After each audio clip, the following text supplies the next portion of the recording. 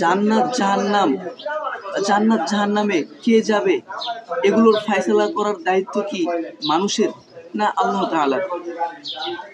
তাহলে কেন ফেসবুকের মধ্যে, অনলাইনের মধ্যে বিভিন্ন ঝড় উঠে যে আয়াতুল্লাহ খামেনি সে শিয়া, সে জাহান্নামী, সে শহীদ না?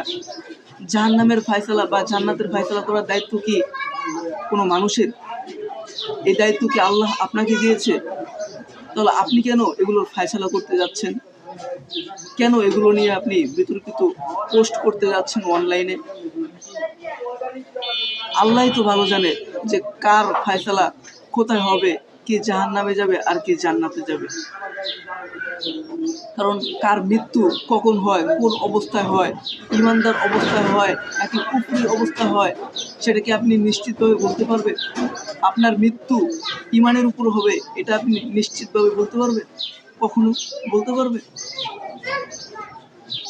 তাহলে কেন এ ধরনের বিতর্কিত পোস্ট?